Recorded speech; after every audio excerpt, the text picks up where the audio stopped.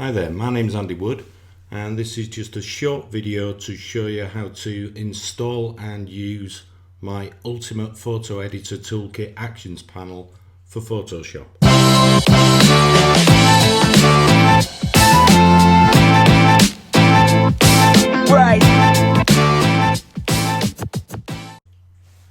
Okay, so first of all, this is Photoshop, and just to show you, I have no actions installed, and my extension panel, the only ones I've got installed are my ImagePunk social media templates 2021. So the first thing we're going to do is install the actions panel. So close down Photoshop, and what I'm using is the ZXP installer. I'll give you a link in the description below. So what I want to do is let's do it from here. Okay, so what I'm going to do is I've got the ZXP file for the Photo Editor Toolkit panel. I'm just dragging it into the ZXP installer, and as you can see very quickly it says your extension has been installed, please restart your Adobe application. So let me just kill that and click on Photoshop, and Photoshop will open hopefully quite soon.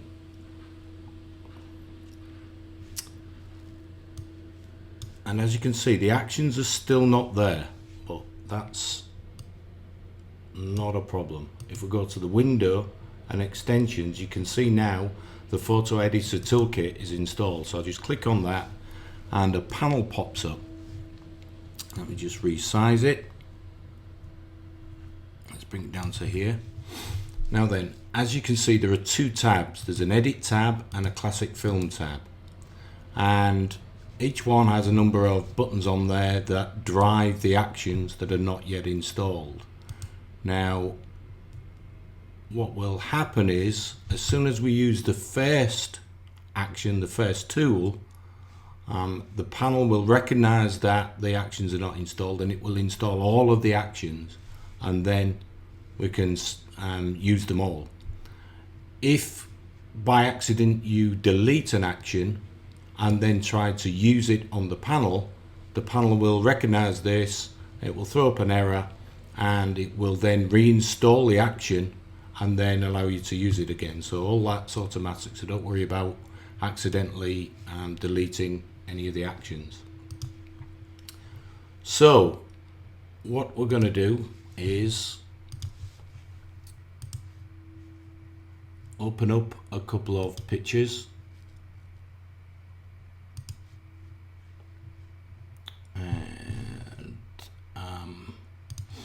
Let me have a think. We'll try that one, and we will try that one. Okay. Now I should stress that this is not a tutorial on how to edit photos. So what I'm trying to show you here is how to install and then what's in the panel. So for editing you need to look elsewhere. As mentioned, there are two tabs, and my recommended workflow for the panel is to first of all choose your film that you want to use. We have color films, Agfa, Fuji, Kodak, and then we have some black and white films down here, and they are Agfa, a few Ilford, and Kodak. So I would recommend that you choose your film type first and then move on to editing the image. So let's just have a quick walk through. The first thing, as I said, is that as soon as you click on a tool, the actions are not installed, and this will recognize that the actions are installed, and it will automatically install them for you. So let's just demonstrate that. Let's Agfa Vista 100. The command play is not currently available. There was a problem with the action set. It's going to be reloaded, and that's because the actions aren't there. So if I click on OK, and bang, all the actions are installed. Hit OK, and as you can see there are quite a few actions to play with in there. So nothing's changed, the image hasn't changed, we're still with the image that we opened, but now the panel is activated and ready to be used. So what I'm going to do is, first thing, I'll copy the background and switch off the background, and we'll work on this layer. And it's kind of arbitrary as to which classic film that I'm using for this demo. You may have your own preferences, and please try them.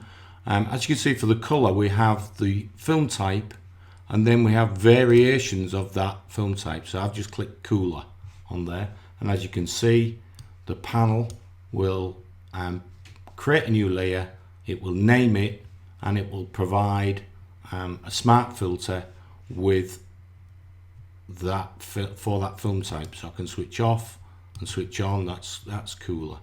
Let me just get rid of that and go for something like let's go for Kodak Gold. Okay, so we've got a Kodak Gold filter film type on there, and if I want to play with this, just adjust it slightly, I just go to the camera raw there and double click, and the camera raw adjustments will load, and then I can play with any of these and adjust the finer detail. I'll just okay, so we won't do that at the moment. So that goes for all of the classic film types. As I say, at the bottom there are some black and white types. I would just recommend that you always select the layer that you want to work on before you click on the film type. So let's go for FP4. As you can see, we've got black and white there, and with Ilford FP4 on there, switch off, switch on. So let's, a finger error there. Let's go back to the original, and we will go to Kodak Gold. Now we want to do the edits. So if I click on the edits, there are a number of, let me just hide the actions panel because I don't really need that visible. A number of tools here that you will find useful. These are the tools that I use the most when I'm editing photographs. And first of all, depending on the photograph that you're editing, you may find that a black interface, a dark interface, a medium grey, or a light interface works best. I almost always work in black, but it's down to your personal choice. The next panel, the next section of the panel, should I say, is the guides. Now we can create a new guide. Let's put 20% vertical, and there it is. And I can clear the guide. A classic thirds set of guides for photography. Again, clear them. I go for the bullseye, which will mark your dead center. I have a more advanced one that I sometimes use on more landscape type photography. Clear that. I can create a guide from an active layer. So let's just stick a rectangle in there, and then that's the active layer. Guide from active, as you can see, and I can clear. I can center a layer on the canvas quite quickly, and if I pick a selection, I can say again for that active layer, center it in the selection. So there are a number of quite useful tools for guides. I can create a lookup table from the layers, so I can decide which type of lookup that I want and OK it, and then I can export it. Let me just drop it in the desktop. That's okay, it's not an issue.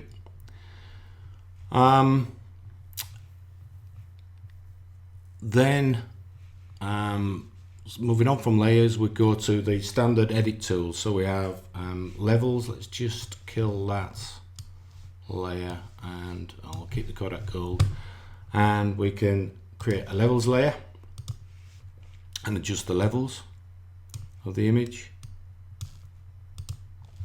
And as you can see in your layers panel, there's the layers layer, levels layer should I say. And then we have similarly for brightness, curves, exposure, vibrance, color balance, black and white, hue saturation. We can adjust channel mix, color lookup, we can invert, we can adjust the threshold, selective color, and we can mask very quickly with those tools. Then we can adjust the tools that are here, or select the tools here very quickly. So we can pick the sharpen, as you can see if you look here, sharpen, blur and smudge. And then moving down we have the dodge, the burn and the sponge. We can use the tool that I would recommend for sharpening, the unsharp mask. We can select and mask. We can pull up the histogram. We can pull up the brushes panel. It's just come up on a different screen, but pull up the brushes panel. Let's do that again. And the channels. If you've been playing with your swatches, as you know, for masking,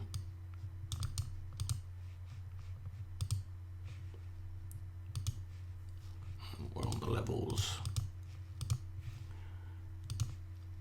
For masking you need black and white. So let me just change there. I'm just changing this, so I'll show you what this does. So I've been playing with colours. I can swatch reset and we'll go straight back to black and white. I can pull up the camera raw filters panel and lens correction very quickly. Then we have a number of basically colour photo filters, so red for example, or violet. Let's just kill those off. And then we have some quick links. Now a couple of these, which I'll come on to anyway, for Photoshop 22 and beyond. So first one, there's a couple of remove background depending on how you prefer to remove background. So the first one, just very simply gets rid of the background if I kill the other layers. So that's one option. Kill that. Kill that. And then another one does it like this, very similarly, just a different version of removing the background. So that can be quite handy. I do a lot of background removal. Photo merge, so a quick way if you do a lot of panoramas. And then select sky. So let me just go to here and I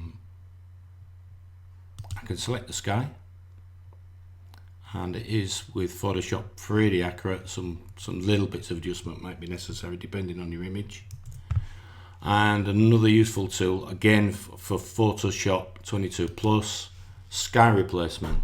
So this is a super neat tool. This is crying out for some sort of sunset, so let's pick that one, shall we? Look at that. and OK it. So you went from that to that. How cool is that?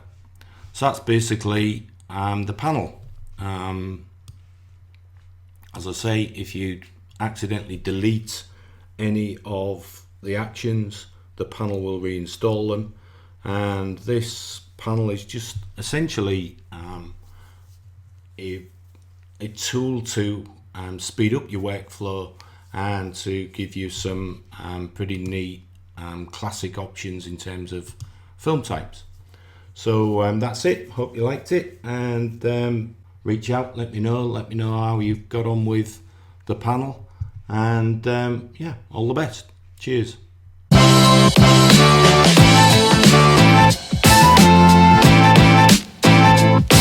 Right.